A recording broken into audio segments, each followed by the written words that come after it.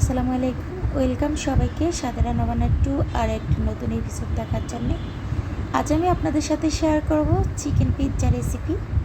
এখানে আমি কোনো ভেজিটেবল দিব না, ভেজিটেবল ছাড়া কিন্তু এই পিৎজা রেসিপিটা শেয়ার করব। আশা রাখি আপনাদের কাছে ভালো লাগবে। তাহলে চলুন, প্রথমে আমি এখানে হাড় ছাড়া চিকেন নিয়েছি, কেটে টুকরো করে ধুয়ে তারপরে পরিষ্কার করে নিলাম। তারপর দিয়ে দিলাম আদা বাটা হাফ টেবিল চামচ, রসুন বাটা হাফ টেবিল চামচ, স্বাদ মতো লবণ, সয়া সস দিয়ে দিলাম 1.5 টেবিল চামচ, এখানে কালো গোলমরিচ দিয়ে দিলাম হাফ টেবিল চামচ, লাল মরিচের গুঁড়ো দিলাম হাফ টেবিল চামচ, আর দিয়ে দিলাম লেবুর রস এক টুকরো।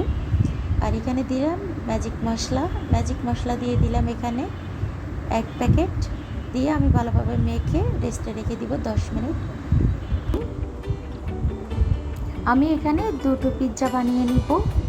তার জন্য এখানে আমি দুটো ডিম দিয়েছি, এখন ফেটিয়ে নিলাম। ফেটানো হয়ে গিয়েছে, এখন দিয়ে দিব ইস্ট। এই ইস্টটা আপনারা মুদি দোকানেও পাবেন। এই যে আমি এখানে প্রায় 3 টেবিল চামচের মতো ইস্ট দিয়েছি। এই ইস্টটা দেওয়ার কারণে কিন্তু একেবারে ফুলে ডাবল হয়ে যায় ময়দাটা বা আটাটা। আর এই ইস্ট দেওয়ার মেন কারণ হয়েছে পিৎজাটা ফুলে ভালো। আর এখানে দিয়ে দিলাম আমি চিনিটা অবশ্যই দিবেন, তখন কিন্তু পিৎজার যে ডোটা সেই ডোটা একটু মিষ্টি মিষ্টি লাগে। আর দিয়ে দিলাম আমি স্বাদ মতো লবণ। এখানে দিয়ে দিলাম গুঁড়ো দুধ, 10 টাকা দামের 2 প্যাকেট গুঁড়ো দুধ আমি দিব। আপনারা যদি এমনিতে কোনো বয়মের মধ্যে ভরে রাখেন গুঁড়ো দুধ, সেক্ষেত্রে 4 টেবিল চামচ দিলেই হবে। তারপরে সব কিছু আমি নেড়ে ছেড়ে দিব।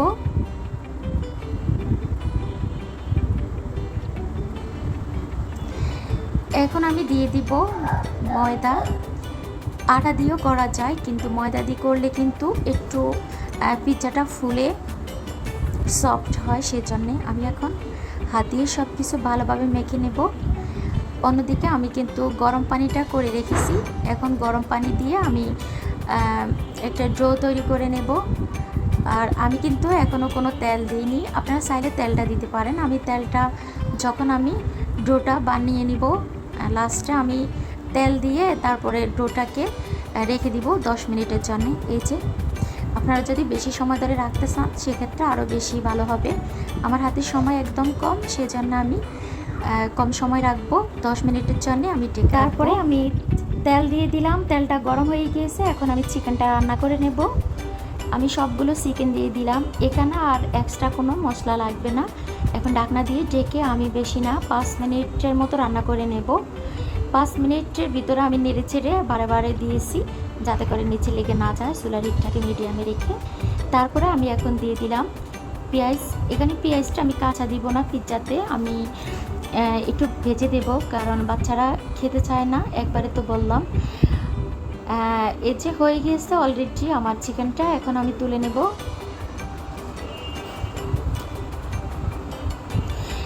তারপরে আমি দেখুন ডোটা যে ঢেকে রেখেছি এখন একবারে ফুলে ডো টুম্বর হয়ে গিয়েছে। দেখুন এখন হাওয়াটা বের করে আমি একটু হাত দিয়ে এভাবে মতে নেব। তারপরে আমি 2 ভাগ করবো, যেহেতু এখানে আমি দুটো পিৎজা বানিয়ে নিব, সেজন্যে আগে থেকে কিন্তু থালার মধ্যে আমি তেল ব্রাশ করে নিয়েছি। এখন একটা ড্রো আমি নিয়ে তারপরে এভাবে ছড়িয়ে ছিটিয়ে দিব। এখানে আমি বেলাবেলির কোনো ঝামেলা করব না, হাত দিয়ে আমি এভাবে চেপে তারপরে আমি প্লেটের মধ্যে সাজিয়ে নিলাম। আর এখন কাঁটা চামচ দিয়ে আমি একটু এভাবে আগ দিয়ে নিব, যেহেতু আমার পিৎজাটা ভালোভাবে ফুলে, সেজন্যে আপনারা চাইলে কিন্তু চাকু দিয়েও এই কাজটা করতে পারেন। এখন দিয়ে দিব আমি সস। এখানে আমি হট সস দিয়েছি, পিৎজা সস আমার কাছে নেই। আর পিৎজা সস দিলে যে পিৎজা খেতে বেশি ভালো লাগবে এমনটা নয়, আমার কাছে এই সস দিয়েও কিন্তু খেতে ভীষণ মজা লাগে, একটু পরিমাণে বেশি দিবেন। তারপরে দিয়ে দিব বেঁচে রাখা চিকেন। এখানে আমি অর্ধেক পরিমাণ চিকেন দিব, আর অর্ধেক পরিমাণ আরেকটা পিৎজার জন্য রেখে দিব। আমি কিন্তু সময়ের কারণে আপনাদেরকে দ্বিতীয় যে পিৎজাটা বানাবো সেটা কিন্তু দেখাবো না, কিন্তু আমি একসাথে দুটো পিৎজা বানাবো, যেহেতু আমাদের ফ্যামিলির মধ্যে মানুষ আমরা 5 জন।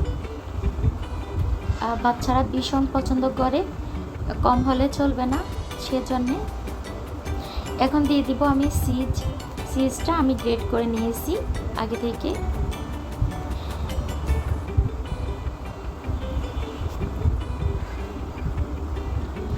আমি আবার একটু সস এভাবে দিয়ে দিব।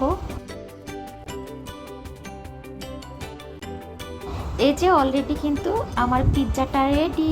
এখন শুধু আমি চুলার কাছে নিয়ে যাব। আগে থেকে আমি একটা ফুরান তাওয়া আছে, সে তাওয়াটা বসিয়ে দিলাম, গরম করে নিয়েছি হালকা। এখন আমি থালাটা বসিয়ে ঢাকনার যে ছিদ্রটা আছে সেটা বন্ধ করে 15 মিনিটের মতো আমি অপেক্ষা করব। চুলার হিটটাকে একেবারে লোতে রেখে। এই যে দেখুন 15 মিনিট পরে আমি ফিরে আসলাম। অলরেডি আমার পিৎজাটা হয়ে গিয়েছে।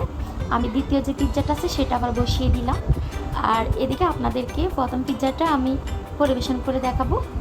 দেখুন কত সুন্দর হয়েছে, সত্যি খেতে ভীষণ মজা হয়েছে। আপনারা একবার হলে এভাবে বাসায় ট্রাই করবেন, বাচ্চারা মন ভরে খেতে পারবে। আজ এ পর্যন্ত, সবাই ভালো থাকবেন। আল্লাহ হাফেজ।